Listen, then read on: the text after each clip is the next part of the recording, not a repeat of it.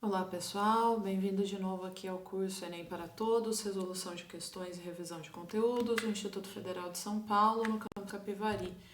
Bom, a gente está aí já se encaminhando para o fim do curso, como eu disse, para o fim das nossas aulas de revisão, e hoje a gente trabalha com o período da redemocratização no Brasil. Novamente, eu vou dividir em dois vídeos, Essas aulas seriam duas aulas, eu já vou colocar tudo de uma vez para vocês.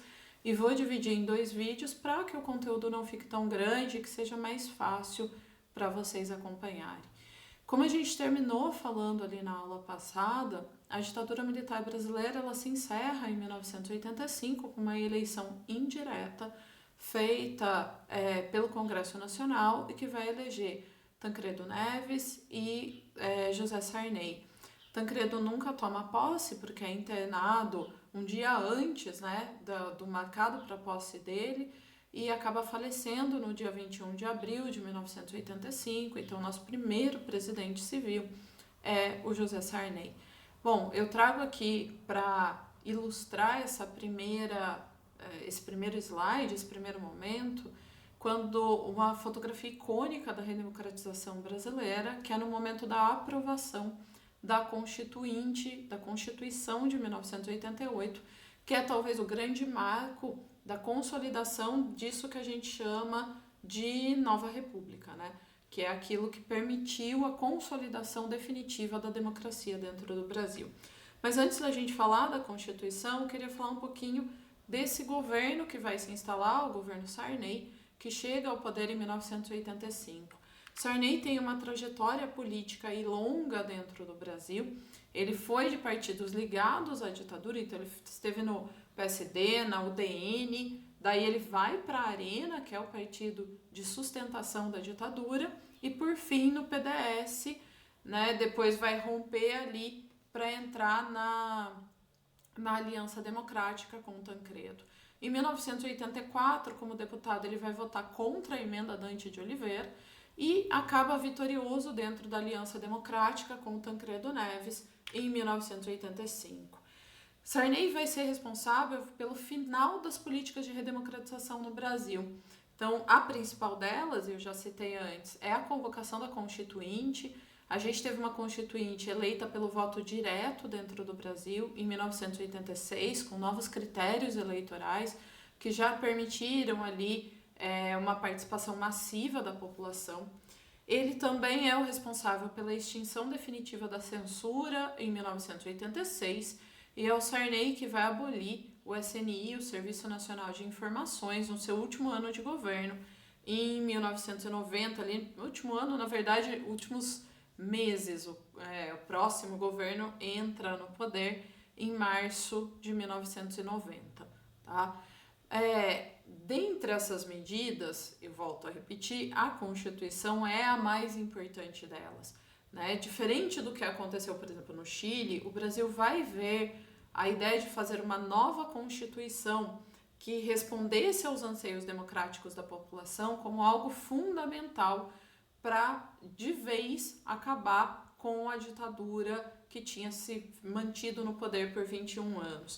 Essa Constituinte, eleita por voto direto, ela vai demarcar uma presença muito forte de grupos específicos da população. Então é impressionante como a gente teve, quando a gente fala a palavra lobby, parece sempre que vem algo ruim, Mas não sempre. A gente teve lobby do movimento social dentro da Constituinte. Nem todos esses movimentos conseguiram eleger representantes. Aí eu destaco, por exemplo, o movimento indígena, que se fez muito forte, mas não conseguiu eleger os seus representantes para a Constituinte.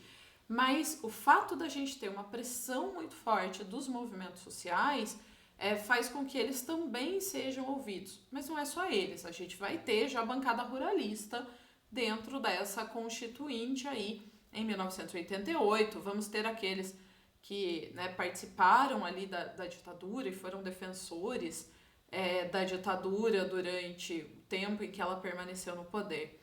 É uma Constituinte que vai ter muito trabalho, Então ela trabalhou desde 86 e a Constituição só vai ser aprovada em outubro de 1988. ela ouviu a população porque ela trouxe a possibilidade de que demandas populares fossem enviadas, e pode parecer que, né, não houve uma grande participação, mas eles receberam milhões de demandas populares que foram encaminhadas aos grupos que trabalhavam dentro da Constituinte, né, e houve uma pressão enorme da sociedade mesmo para que essa Constituição ela respondesse aos anseios de redemocratização que estavam presentes no país. Ao final da sua aprovação, ainda é governo Sarney, e ela fica conhecida como Constituição Cidadã. Então, se de um lado, pelo menos nesse amplo aspecto político, o Sarney vai fazer um governo de redemocratização importante, fundamental para o Brasil, e que, lembrando lá o ataque do Rio Centro, haviam forças contrárias a essa redemocratização muito fortes ainda e atuantes, seja nas forças de segurança, seja nas próprias carreiras políticas dentro do Brasil, ele vai ter outras questões para enfrentar que não vão ser tão simples. O Sarney herda da ditadura um país quebrado e um país com índices de crescimento negativos, né? O Brasil vivia recessão econômica e taxas inflacionárias absurdas. A média inflacionária do Brasil durante a década de 1980 é de 82% ao mês. O acumulado da inflação foi de 2.000% só nos anos 80. Então a gente percebe que as condições econômicas que o país vivia eram devastadoras. Né? O Sarney, ao longo do seu governo, apresentou ali dois grandes planos econômicos, o plano cruzado e o plano verão. A gente teve outras tentativas ali, planos menorzinhos, feitos entre 85 e 1990. O princípio desses planos econômicos era o mesmo. A ideia de que a inflação continuaria subindo se não houvesse uma força que tentasse barrá-la ali. Numa ideia de inércia mesmo, né? Ela vai continuar esse movimento crescente se não vier uma força de cima para barrar esse movimento de crescimento.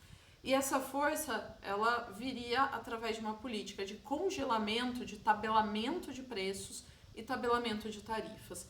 O primeiro plano implementado pelo Sarney com esses princípios foi em 1986, e ele que dá origem à expressão dos fiscais do Sarney, né? Uma vez que ele chama a própria população a fiscalizar os lugares de comércio para garantir que eles não estivessem cobrando preços acima daquele dos tabelados.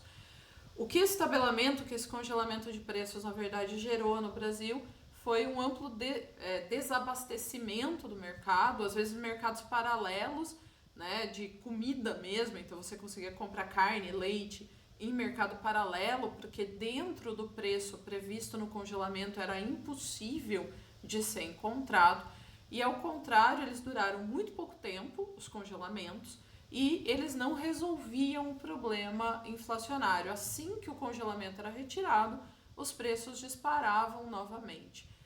Todos os planos apresentados pelo governo Sarney durante o período do seu governo partiram desses princípios e resultaram em grandes fracassos dentro do país. Tá? Não conseguiram resolver a crise econômica. Aqui eu trago para vocês um gráfico com as taxas inflacionárias, então a gente pode ver ali em 1986 é o momento em que a gente tem o primeiro plano econômico de congelamento de preços. Ele até gera uma queda de inflação, se eu comparar com 85, uma queda importante, a gente passa de 240 para 60% de inflação ao ano. No entanto, em 87 ela já subiu para 370, de novo. E a gente vai chegar em 89 com uma taxa de inflação absurda, batendo ali os 1.800% anuais. Então a gente vê que a crise econômica que existia no Brasil neste momento, ela era realmente bastante grave, né, para o Sarney tentar resolver o problema. No entanto, não é só de economia, é importante sempre olhar para a Constituição de 88. A Constituição é o grande marco, a grande fundação dessa democracia que nascia dentro do Brasil, porque ela vai garantir e ampliar uma série de direitos políticos e sociais. Daí o seu nome de Constituição Cidadã, Entre algumas questões que aparecem na Constituição e que é importante que nós marquemos, ela vai redefinir e ela vai reafirmar a divisão e a independência dos três poderes. Então, ela vai colocar a incumbência, o que é poder executivo, legislativo e judiciário, e ela vai reafirmar a necessidade de respeito às ações desses três poderes. É também pelo modelo que a Constituição vai criar que surge o chamado presidencialismo de coalizão. Nós temos um presidente eleito pelo voto direto, mas as suas ações dependem do apoio do poder legislativo. É claro que esse é um modelo que vai sofrer as suas críticas ao longo do tempo, mas pensando que o Brasil tinha acabado de sair de uma ditadura, onde generais ocuparam o poder executivo e implementaram o seu poder com mãos de ferro, é absolutamente plausível entender por que se escolheu este modelo de presidencialismo de coalizão em 1988. Ela vai universalizar o voto. A Constituição de 88, pela primeira vez no Brasil, vai permitir o voto a todos os homens e mulheres nativos brasileiros ou que sejam naturalizados brasileiros a partir dos 16 anos, tornando o voto obrigatório entre os 18 e os 70 anos, e entre 16 e 18, após os 70, o voto é facultativo no Brasil. Tá? Essa universalização incluiu, por exemplo, os analfabetos, coisa que nunca tinha acontecido dentro da história política do Brasil. Ela vai prever amplos direitos sociais, como direito à educação, saúde, moradia e trabalho em condições dignas. Ela vai flexibilizar para a criação de partidos políticos, prevendo pluripartidarismo. Vai garantir a liberdade de imprensa, a liberdade de expressão e a liberdade de organização. Lembrando que as três têm limites. Limites previstos pela própria Constituição. Eu não posso usar da minha prerrogativa de liberdade de imprensa, ou de liberdade de expressão, ou de liberdade de organização, para criar uma organização criminosa ou para cometer crimes, né, para usar a minha liberdade de expressão para declarar o fim da democracia. Então, isso não existe. As liberdades previstas na Constituição, todas elas têm limites previstos pela própria Constituição. Um dos pontos importantes, por exemplo, é que a Constituição de 88 vai considerar que racismo é crime no Brasil, né? Ela vai criar mecanismos de combate ao racismo. Então, por exemplo, eu não posso usar da minha liberdade de imprensa para fazer um texto de cunho racista. Então, quando eu falo de limites, eu parto daí. Racismo e tortura, aliás, que se tornam crimes e crimes inafiançáveis, né? Crimes que a pessoa não pode responder em liberdade. Além disso, é definido que a tortura não pode ser anistiada no Brasil. Os direitos trabalhistas, muitos deles colocados na Constituição, os direitos mais básicos, como salário mínimo, direito a férias, direito a descanso semanal remunerado, vão ser ampliados aos trabalhadores rurais. Os trabalhadores rurais não tinham sido incluídos lá atrás na CLT, não tinham sido incluídos nas expansões de direitos trabalhistas que nós fizemos e só serão incluídos na Constituição de 88. Diga-se de passagem, trabalhadores domésticos só ganharão esses direitos numa lei aprovada em 2015, numa PEC, a conhecida PEC das domésticas, redigida em 2013 e aprovada efetivamente em 2015. E por fim, ela vai criar a ideia da medida provisória, para que o legislativo, para que o poder executivo, a presidência, possa manejar ali o poder, ele pode editar uma medida provisória, ele não pode mais fazer um decreto-lei. No entanto, a medida provisória, se ela não for aprovada pelo Congresso no prazo de 90 dias, ela perde validade. Então, no máximo ali, o Poder Executivo pode editar medidas que são válidas nesse período de 3 meses. É definitivamente uma Constituição importantíssima, uma Constituição brilhante do ponto de vista de direitos políticos e sociais. O problema é que ela ainda é muito difícil de ser colocado na prática, né? Nós vemos aí grandes problemas em torno da Constituição, na praticidade dela, no dia a dia, quando tanta gente não tem esses direitos sociais respeitados nos seus locais de vida. E eu trago aqui uma charge onde o direito à moradia é presente na Constituição, mas a quantidade de população de rua que nós temos dentro do país é absurda.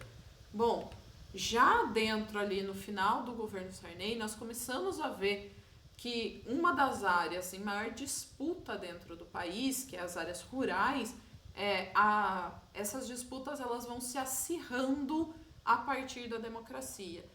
Vão se acirrando porque surgem os movimentos sociais que vão demandar por modificações dentro das formas de organização do homem do campo e também das formas de organização e de distribuição da terra.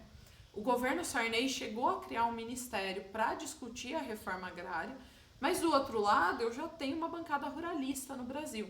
Uma bancada ruralista que queria impedir, representando ali os grandes proprietários rurais, e queria impedir qualquer tipo de mudança dentro da forma de distribuição da terra no Brasil. Conflitos que foram se agravando ao longo do tempo e que vão acabar batendo em enormes atos de violência. Alguns mais conhecidos, por exemplo, em 1988, quando nós temos o assassinato do ativista ambiental e ativista pela reforma agrária, o Chico Mendes, no Acre. Chico Mendes, que vocês podem ver aí do lado a fotografia dele, ele foi um seringalista e se tornou chefe do sindicato dos seringalistas na região do Acre. E durante as décadas de 70 e 80, ele vai lutar pela preservação da floresta amazônica e também contra os grandes proprietários rurais que derrubavam a floresta. Ele não era contra a exploração econômica da floresta, mas ele defendia que essa exploração econômica ela deve ser feita mantendo a floresta em pé e que isso era absolutamente possível. Em 77, no auge da ditadura militar, ele vai fundar ali o Sindicato dos Seringalistas, chega a ser eleito vereador, mas inicialmente pelo MDB, mas como o partido não entendia essa luta como uma das suas causas, nos anos 80 o Chico Mendes vai se filiar ao PT, o partido que tinha acabado de nascer ali no Brasil. Tá? Ele propunha a união dos povos da floresta, então ele vai falar que pequenos proprietários rurais, seringueiros e indígenas deveriam caminhar juntos, porque a todos esses grupos interessa a floresta em pé, porque a exploração que eles fazem não é uma exploração predatória, ela não precisa, ela depende de uma floresta que mantém a terra ali funcionando. Ele chega a falar no Congresso dos Estados Unidos, vai conseguir vitórias, ele tem, por exemplo, uma desapropriação do seringal Cachoeira e a criação de algumas reservas extrativistas no Acre, mas sofrendo ameaças desde os anos 70, finalmente, em 1988, a data está ali, está 1990, está errado, em 1988, Chico Mendes vai ser assassinado na porta da sua casa a mando de um fazendeiro. O assassino de Chico Mendes nunca foi punido, As investigações foram feitas, se sabe, mas ele acabou nunca sendo denunciado. Chico Mendes não é o único caso que a gente fala. Em 1996, então aqui eu já estou avançando um pouco no tempo, aconteceu o chamado Massacre de Eldorado dos Carajás. Nos anos 80, a gente teve a formação do Movimento do Sem Terra, o MST, que agia em várias regiões do Brasil, reivindicando o que estava escrito na Constituição. A Constituição prevê que a terra ela tem uma função social. Portanto, terras não utilizadas, o que a gente chama das propriedades improdutivas, elas deveriam ser retiradas dos seus donos através de uma política de pagamento dessas terras, mas destinadas a partir daí para a reforma agrária. Uma das formas de denunciar essas propriedades improdutivas que o MST tinha era justamente a das invasões. Então eles invadiam as fazendas para mostrar que ali não se produzia absolutamente nada. Numa dessas invasões, no estado do Pará, a gente tem 19 membros do MST que foram assassinados pela polícia militar na região de Eldorado dos Carajás. Esse é o conhecido massacre de Eldorado dos Carajás. eles estavam ali produzindo marchas para pedir a desapropriação de uma fazenda, a Fazenda Macaxeira, que era considerada ociosa. A ordem para a polícia vem da Secretaria de Segurança do Pará, que afirmou que autorizou, abre aspas, o uso da força necessária, inclusive atirar, para combater o MST. Né? As investigações em torno do massacre mostraram que as vítimas foram assassinadas a queima-roupa. 7 deles assassinados com instrumentos cortantes. Inicialmente houve um indiciamento de 155 policiais. O problema é que a legislação brasileira ela só permite uma responsabilização individual. Né? Então, esse procedimento, onde você indicia todo mundo que estava presente ali no massacre, todos os policiais, ele não pode ser levado adiante. E como não houve perícia das armas, a gente não pode dizer quem atirou para matar, né? Quem efetivamente foram essas pessoas que atiraram a queima-roupa em torno desses manifestantes. Então, os crimes acabaram impunes. No próprio ano de 96, quando ele aconteceu, o dono da Fazenda Macaxeira, ele foi acusado como ser o mandante do crime, né? O que apareceu é que ele pagou propina aos policiais militares, mas ninguém acabou responsabilizado novamente. E aí, trazendo um caso um pouco mais recente para essa história, a gente tem o caso da ativista, da freira Dorothy Stank. Dorothy Stank era uma religiosa, uma freira dos Estados Unidos. Ela vem para a região amazônica nos anos 70, vai trabalhar ali em alguns projetos que tentam gerar emprego através de uma política de reflorestamento de áreas degradadas e de preservação da floresta. Então a Dorothy Stank se torna uma ativista, de novo, a ideia de que é possível explorar economicamente a área da Amazônia, mas sem para isso você precisar derrubar nada da floresta. Ela participou de uma série de movimentos sociais no Pará, vai ganhar muito reconhecimento internacional por causa das suas ações, defendendo ativamente a manutenção da floresta e uma política de reforma agrária dentro da região amazônica. Em 2005, Dorothy Stank foi assassinada com 6 tiros numa estrada ali na região do Pará. Quem foi acusado pelo assassinato dela foi o fazendeiro Vitalmiro Moura. Tá? Ele foi condenado no primeiro julgamento, foi absolvido no segundo. Esse segundo julgamento foi anulado, foi criado um novo júri popular que vai condenar ele a 30 anos de prisão. Para além de Vitalmiro, diga-se de passagem, chegou a ser candidato enquanto, já sendo acusado aí de ser o mandante do crime, enquanto estava sendo julgado, chegou a ser candidato a vereador e ganhar na sua cidade. Em 2019, a polícia também vai prender um segundo nome, também acusado ali de matar a Dorothy Stank, que é o Regivaldo Pereira Galvão. Ele já tinha sido condenado em segunda instância em 2017, mas estava foragido.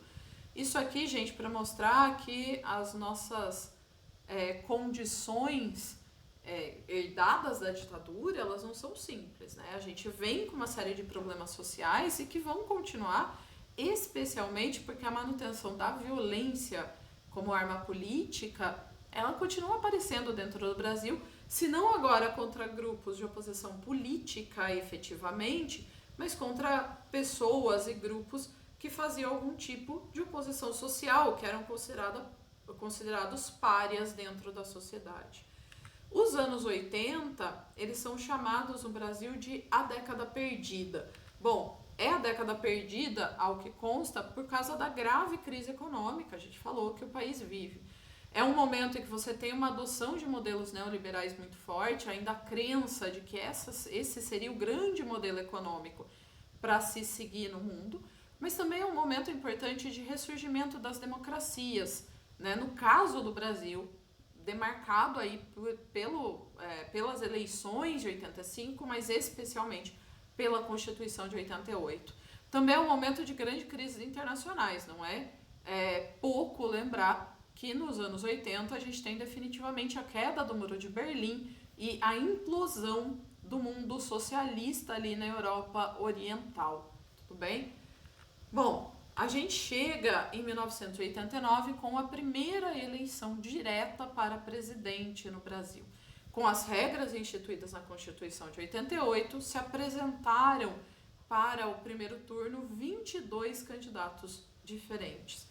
Bom, se você acha que hoje em dia a gente tem debates eleitorais estranhos, e sim, você está certo, nós temos, esse debate de 1989 ele também foi bastante conturbado. Imagina 22 candidatos, todos ali tentando falar, ainda sem nenhuma regra, então a gente ainda não tinha muito estabelecido como as coisas deveriam funcionar.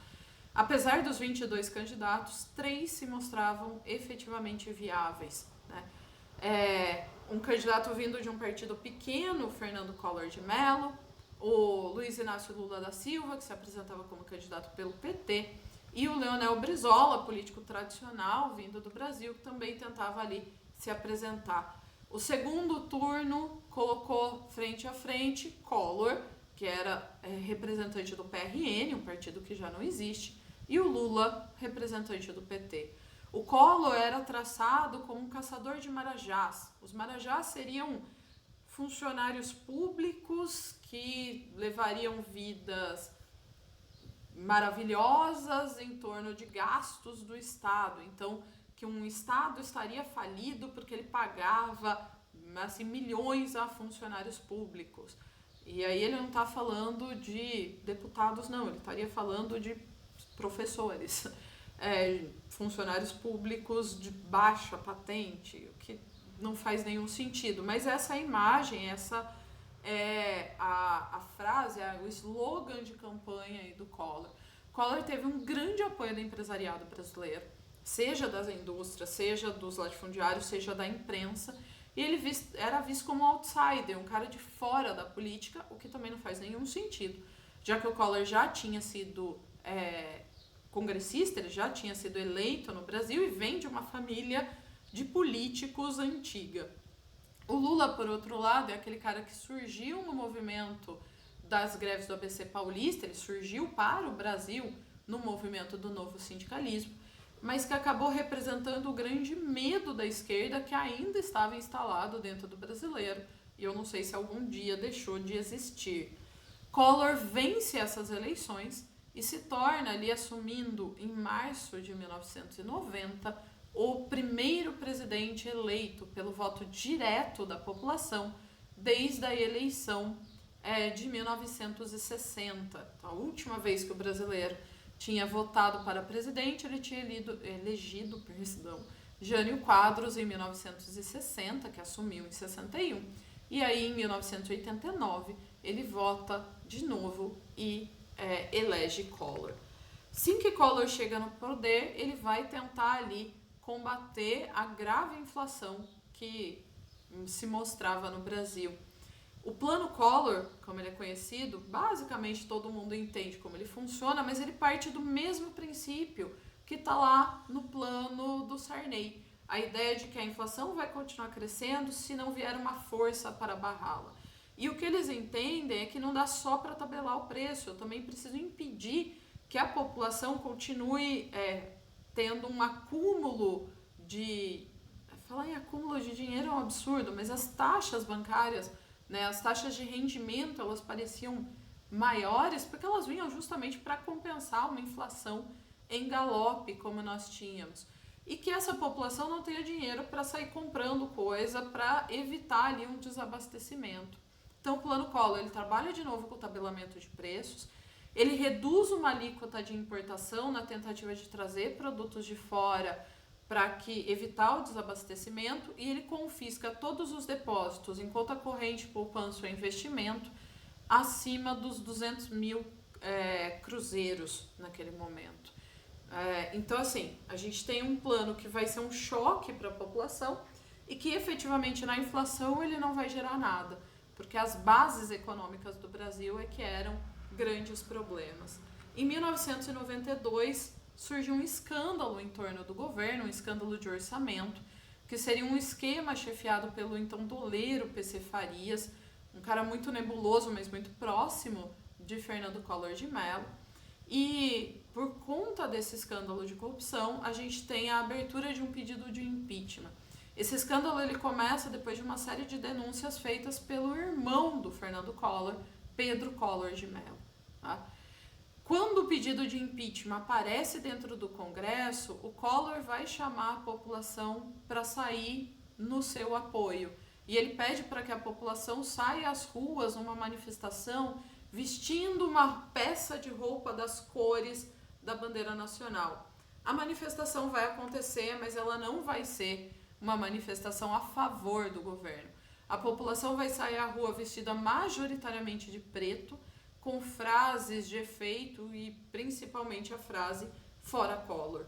Aquilo lá mostrava uma insatisfação gritante com o governo, né? Especialmente o governo que era muito mal avaliado em termos econômicos, e também mostrava uma população que não aguentava mais ficar reprimida. Era uma manifestação, a maior manifestação política desde a campanha das diretas já que nós tivemos. Esse movimento, conhecido como movimento dos caras pintadas, ele é fundamental para que as denúncias e os pedidos de impeachment em torno do Collor ganhassem mais fôlego dentro do Congresso Nacional. No entanto, o Collor acaba renunciando antes que essa investigação fosse terminada. Ele vai acabar sendo condenado pelo STF, vai acabar ficando 8 anos inelegível, mas ele volta para a vida política brasileira. Tudo bem, gente? Bom, aqui a gente tem ali os primeiros 2 governos. No próximo vídeo, a gente fala um pouquinho mais desse período aí da redemocratização brasileira. Até mais!